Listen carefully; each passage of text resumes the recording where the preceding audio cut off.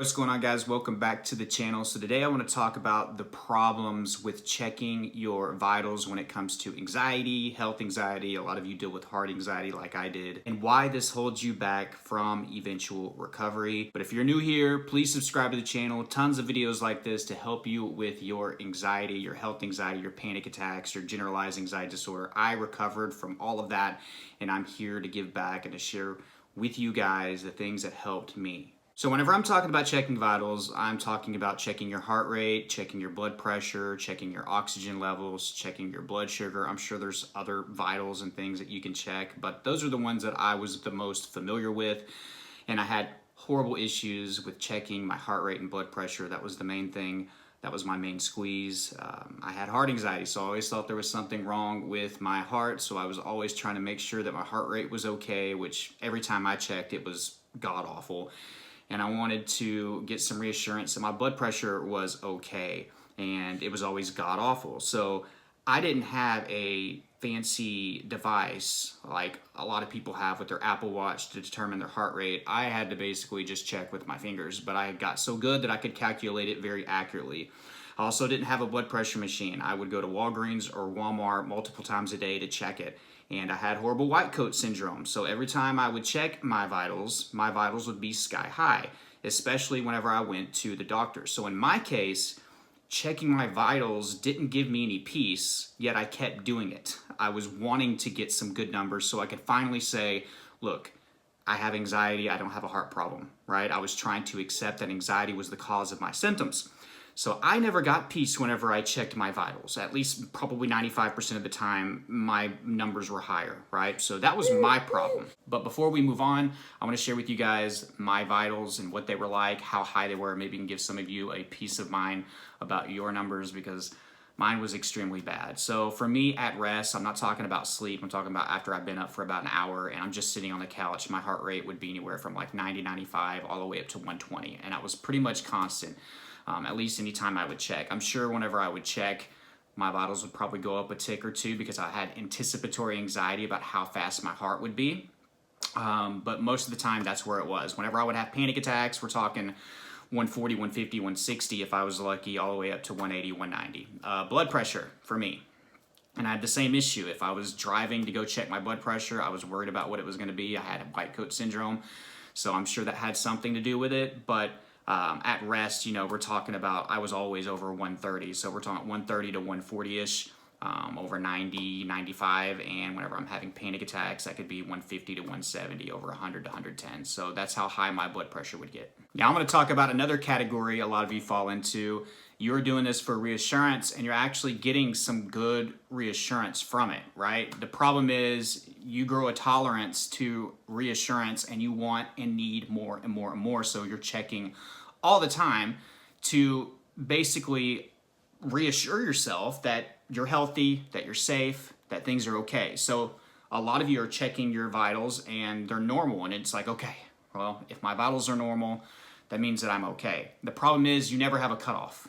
Like I said, your tolerance gets higher to it, so you need to constantly do this all throughout the day. So anytime you think about your heart, anytime you're having some negative thoughts or other symptoms, you're going to check your vitals so you can try to calm down. And for a lot of you, it does work, but you have to think about it. You're a prisoner to checking your vitals, right? What healthy person checks their vitals all day? So for some of you, you actually think it's a good thing to check your vitals because it's kind of getting you through your day. It's making you feel okay. But if that's continuing on for weeks, months, or even years for some of you, you're not actually recovering. You're not rewiring. You are still indicating to your subconscious that there might be something wrong with our heart, right? There might be something wrong with my body because I'm checking constantly. Like I said, does a recovered person check? No. Does a healthy person that doesn't have any fear about their heart check? No, they don't. So honestly, there's just a few reasons that you should be checking your vitals or getting them checked. When you go to a doctor, it's necessary for them to check your vitals in the beginning, right? Whenever you are instructed by a doctor to check your vitals, your blood pressure, your heart rate throughout the day, or to wear a heart monitor or something like that, that's required, right? That's different. Some of you have actual heart conditions. Some of you have actual hypertension, right? That's something aside from your anxiety. If you are instructed to check your vitals, that is different. That's keeping you safe, right? Some of you need to know how much medication you need to be on, right? Either for your heart rate, some of you deal with AFib, and then of course just some of you have high blood pressure. Obviously, if you have diabetes, you're having to check your blood sugar. If you have issues with breathing or lung issues or oxygen level issues, you're gonna have to check your oxygen levels, right? If you're instructed by a doctor to do that, that's just something that you're gonna have to work with through your journey of overcoming anxiety. I'm talking about the people that have been told that they're healthy, that they're fine. You don't need to be checking this throughout the day, because I want you guys to understand what you're saying to your subconscious. You are saying every time you check that there's a chance that there's something wrong with my heart, right? You want your subconscious to believe that you're healthy, that things are okay, that things are safe. Whenever you're checking your vitals all throughout the day, that's not indicating that things are safe. That's indicating that there's something wrong with you. And those of you with health anxiety, you have to get past this. As long as you keep on relying on a device, right? A piece of external reassurance to make you feel safe, you're never going to be able to gain the trust of your subconscious. Your subconscious needs to know from you that things are okay, and it needs to be done in a different manner than putting your fingers up to your neck or looking at your watch or putting on your blood pressure machine. In fact, guys, if you have those things in your house, get rid of them or give them to somebody until you're capable of having those things and not using them, right? Get rid of them. Smash, your blood pressure machine with a hammer, or go take it to Goodwill. Sell your Apple Watch or give it to a significant other or somebody in your family or a friend and say, I'll get this in a few months whenever I get past my health anxiety. You can't continue to be a prisoner of checking your vitals. For those of you where it triggers you, this is going to be easier for you to get away from this, right? And I found through the people that I've talked to and the people that I coach, the people that have the biggest problem getting away from vital checking are those that are getting some peace, ironically, from checking their vitals. I didn't struggle with that too much whenever I was going through. It was very rare for me to look at my heart rate or to check my blood pressure, and it give me peace, right? Most of the time it just triggered me. So it was a little bit easier, I will say, for me eventually after a year and a half or so to kind of stop checking my vitals, because I finally figured out, okay, this is just giving me anxiety. It's making my anxiety worse.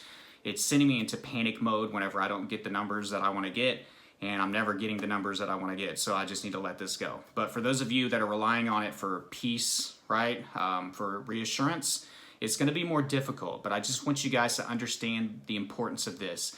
You have to show your subconscious that you're healthy, right?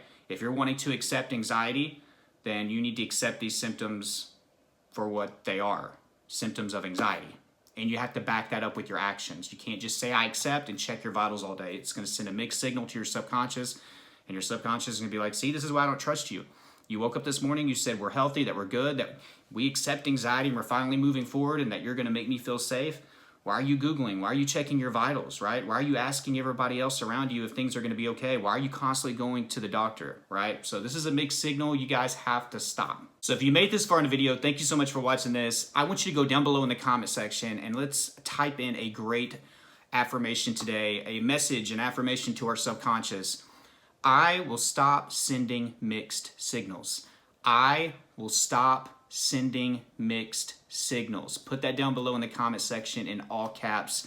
We need to stop sending that mixed signal to our subconscious that something is wrong. A lot of you are accepting in the morning, and that's great, but then you're not backing it up with your actions later in the day. You're sending mixed signals. That needs to stop today. Guys, thank you so much. If you got value, please like this video. Remember, down below in the description, there are tons of resources to help you out.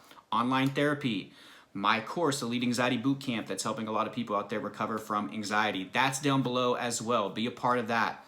My one-on-one coaching information, I can send that to you. There are other resources down below. And guys, if you ever just want to tip or leave a donation for the channel so I can keep this thing going for a longer period of time, that is always appreciated. I have gotten donations in the past. I don't talk about it. I don't mention it a lot. I know people get weird about asking for donations and for tips.